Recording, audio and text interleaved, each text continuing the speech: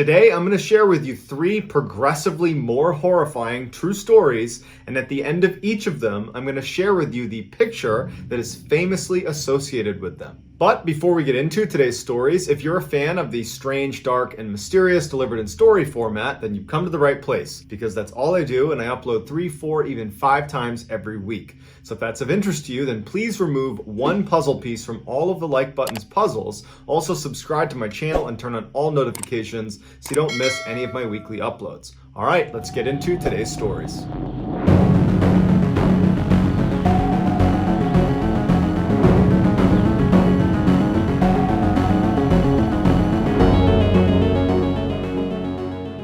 In 1909, Loana Constantinescu was a 27-year-old woman living in the Romanian city of Timișoara. Loana was a devout practitioner of Zoroastrianism, which is one of the world's oldest organized religions that began in ancient Persia and is now practiced primarily in East Asia. In the city that Loana was living in, it was majority Christian, and they looked at Zoroastrians as witches. As such, Loana was persecuted and ostracized primarily by these 2 Christian ministers that spread a rumor that she was drinking the blood of local children and that she worshipped Satan. That rumor would spread and grow to the point where everybody knew Loana as like the singular witch of all the Zoroastrians in the city, and it ultimately incited this angry Christian mob to storm her house on October 21st, 1909, and rip her into the streets and savagely beat her to within an inch of her life. She would survive this lynching, and she would be taken to a hospital where she'd be treated for severe blunt force injuries and lacerations.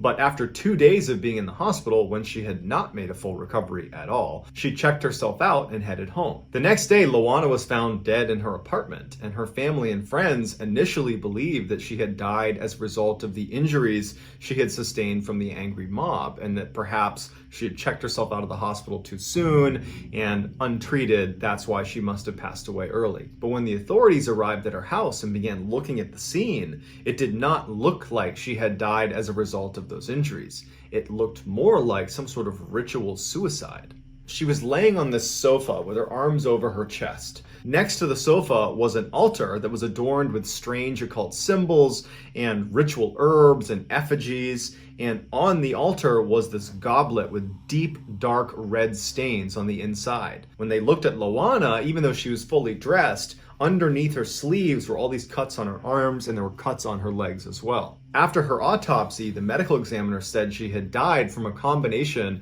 of blood loss and internal shock from ingesting massive quantities of blood that triggered cardiac arrest. Loana had been draining her own blood into the sacramental goblet, drinking it, and then doing it over and over again until she died. Locals believed that that was not just a ritual suicide, but rather she was placing a curse on her enemies. Almost immediately following her death, those 2 Christian ministers that had spread those rumors about her that led to the mob coming and attacking her, they both died of an extremely rare blood-borne illness. And then immediately following their demise, the 2 primary vigilantes that actually organized that mob that would attack Loana, they both died. One was hit by a falling tree and another died in a fire. And according to more recent accounts, Loana's curse didn't end with the death of her tormentors. There have been dozens of reports of people after seeing this image, which is of Loana after she was discovered by authorities in her home,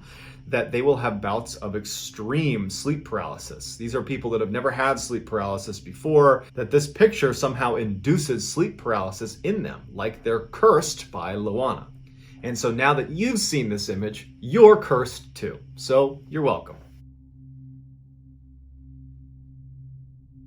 In 1876, Blanche Monnier was a beautiful 25-year-old from a very wealthy, prominent family in Paris who desperately wanted to find a husband and move out of her mother's home and start her own life. The man she would fall in love with was not a young, rich aristocrat like her family was hoping, but instead was an older, poor lawyer. Her mother told her that she needed to break off this relationship and find a more suitable suitor.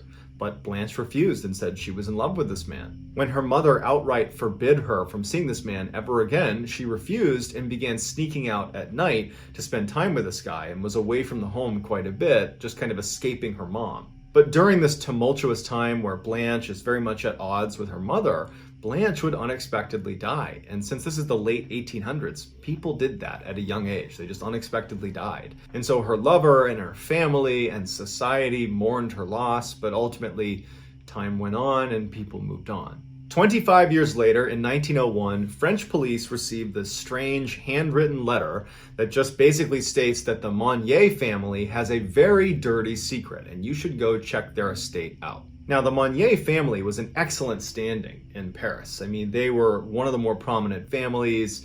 The mother, she was known for her charitable works. They were just one of those families that everybody knew, including certainly the French police. And so when they got this letter, they weren't actually that concerned that there was any truth to this letter, but they felt like it was their duty to at least go knock on the Monnier family's door, show them the letter, and then just take a look around. And so they did that. They showed up. They showed the Monnier family, including her mother, who was at the door, hey, we have this letter. Would you mind if we looked around?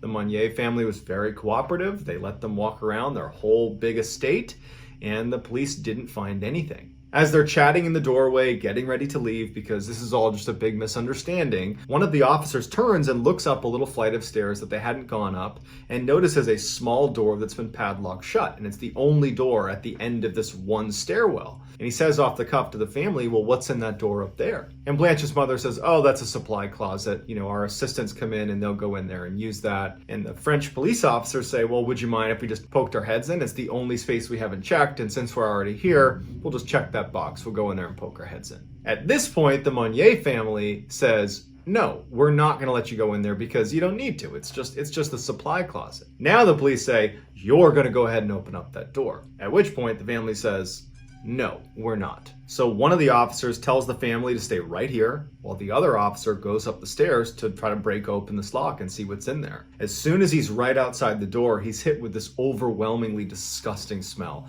It smells like rotting flesh. It smells like death. He covers his mouth and he breaks open the lock and he opens the door, and there in the middle of this dark, disgusting smelling room on a rotting straw mattress is none other than Blanche Monnier. 25 years later, she is alive. She barely weighs 55 pounds and she's chained to a bed. She has not come out of those chains or moved off of that bed in 25 years. The smell was so bad they could barely be in there for longer than a few minutes at a time, but one of the officers immediately goes over and knocks down some of the wood that was blocking up the windows, and sunlight pours into the room, and it's the first time Blanche Monnier is seeing sunlight in 25 years. The reason she had been imprisoned in this room is because 25 years earlier, when she was fighting with her mother about not seeing this poor commoner, and she wasn't willing to break off the relationship with him, her mother told her to go in this room and said, you can't come out until you tell me you're going to break it off with this guy.